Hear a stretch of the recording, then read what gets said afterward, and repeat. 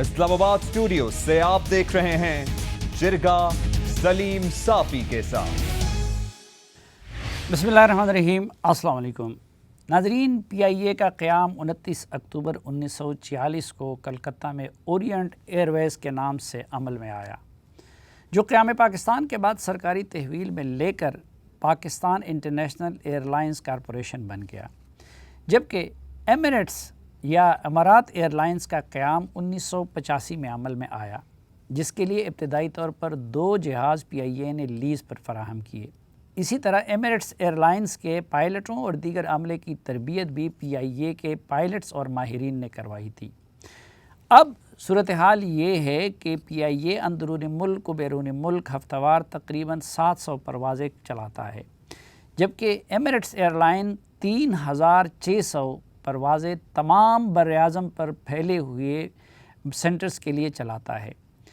اس وقت پی آئی اے کے پاس صرف 30 مختلف قسم کے چھوٹے بڑے جہاز ہیں، جبکہ ایمریٹس ایئر لائنز کے جہازوں کی تعداد تقریباً 300 ہے، جو تمام تر بڑے جہازوں پر مشتمل ہے۔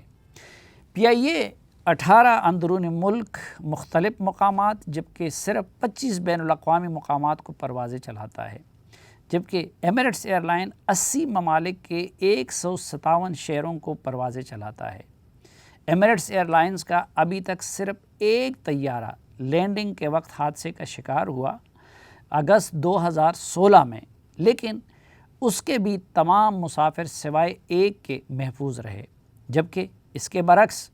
پی آئی اے اس وقت بدقسمت ترین ایئر لائن دنیا کا بن گیا ہے کہ جہاں فضائی حادثات کی شرح سب سے زیادہ ہے۔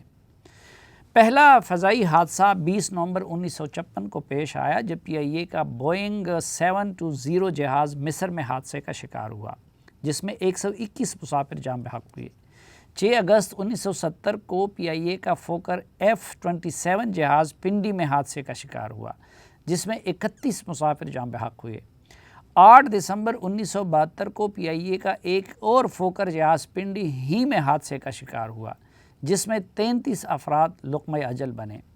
پھر 26 نومبر 1979 کو پی آئی اے کا بوئنگ 707 جہاز جدہ میں حادثے کا شکار ہوا اور 156 انسان زندگی سے ہاتھ دھو بیٹھے۔ 25 اگست 1989 کو پی آئی اے کا فوکر جہاز گلگت جاتے ہوئے ہمالیہ کے پہاڑوں میں گر کر تباہ ہو گیا اور آج تک اس کا ملبہ تک نہ مل سکا۔ 28 ستمبر 1992 کو پی آئی اے کا ایئر بس A300 نیپال میں حادثے کا شکار ہوا، جس میں 167 انسان زندگی سے ہاتھ دھو بیٹھے۔ بدقسمتی سے یہ سلسلہ کسی بھی دور میں نہیں رکا اور 20 فروری 2003 کو پی آئی اے کا فوکر جہاز کوہاٹ میں حادثے کا شکار ہوا، جس میں 17 افراد لقمہ اجل بن گئے۔ 10 جولائی 2006 کو پی آئی اے کا ایک اور فوکر جہاز ملتان میں حادثے کا شکار ہوا، جس میں 45 افراد جاں بحق ہوئے۔ چند سال قبل یعنی 7 دسمبر 2016 کو پی آئی اے کا ATR جہاز چترال سے آتے ہوئے حادثے کا شکار ہوا، جس میں 47 مسافر لقمہ اجل بن گئے۔ اور ابھی اس حادثے کا دکھ تازہ تھا کہ عید سے 2 روز قبل یعنی 22 مئی کو پی آئی اے کا ایئر بس لاہور سے کراچی جاتے ہوئے لینڈنگ کے وقت ایسے المناک حادثے کا شکار ہوا کہ اس میں 97 مسافر دار فانی سے کوچ کر گئے۔ یہ تو صرف پی آئی اے کے حادثات ہیں، لیکن اگر نجی ایئر لائنز کے حادثات کو بھی ساتھ ملایا جائے تو انسانی زندگیوں سے کھیل کا یہ معاملہ اور بھی بھیانک شکل میں سامنے آتا ہے۔ مثلاً 28 جولائی 2010 کو ایئر بلو کا جہاز اسلام آباد لینڈ کرتے وقت مارگلا کی پہاڑیوں سے جا ٹکرایا، جس میں 152 افراد جاں بحق ہوئے۔ اس کے صرف 2 سال بعد بوجا ایئر لائن کا طیارہ پنڈی میں حادثے کا شکار ہوا، جس میں 127 افراد جان کی بازی ہار گئے۔ اسی طرح 24 فروری 2003 کو ایک سیسنا جہاز،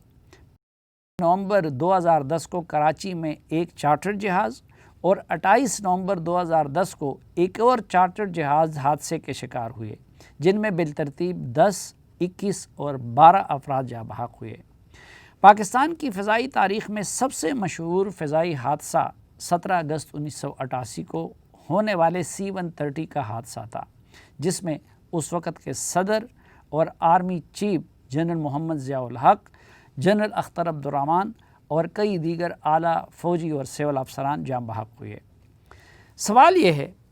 کہ دنیا میں سفر کے لیے محفوظ ترین تصور کیا جانے والا وسیلہ یعنی فضائی سفر پاکستان میں غیر محفوظ ترین وسیلہ کیوں بن گیا ہے؟ اس سے بھی بڑا سوال یہ ہے کہ پی آئی اے کے تعاون سے بننے والے ایمریٹس ایئر لائن آج انتہائی کمانے والا ادارہ کیوں بن گیا ہے اور خود پی آئی اے سفید ہاتھی کی شکل کیوں اختیار کر گیا ہے؟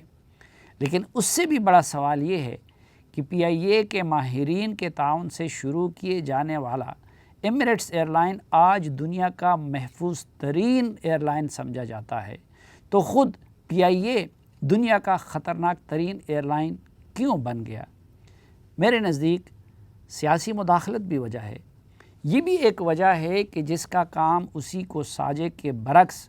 عموماً پی آئی اے کے معاملات غیر متعلقہ لوگوں کے حوالے کیے جاتے ہیں۔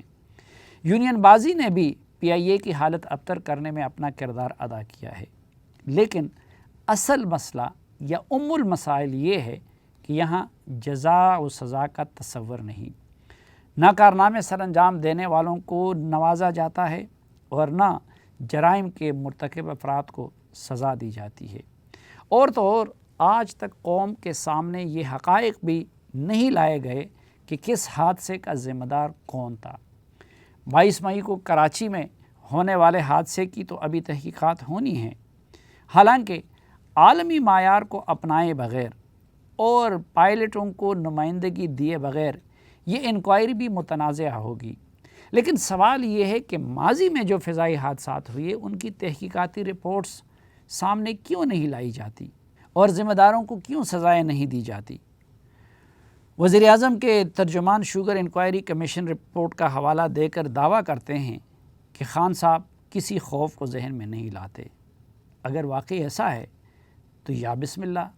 ماضی کے تمام فضائی حادثات کی انکوائری رپورٹس سرکار کی الماریوں سے نکال کر قوم کے سامنے رکھ دیے جائیں، سانحہ باولپور کی رپورٹ سے آغاز کریں اور ایک ایک دن کے وقفے کے ساتھ فضائی حادثات کی تمام انکوائری رپورٹس قوم کے سامنے رکھ دیے جائیں۔ ذمہ داروں کو سزائیں دینا تو بعد کی بات ہے، کم از کم قوم کو علم تو ہوگا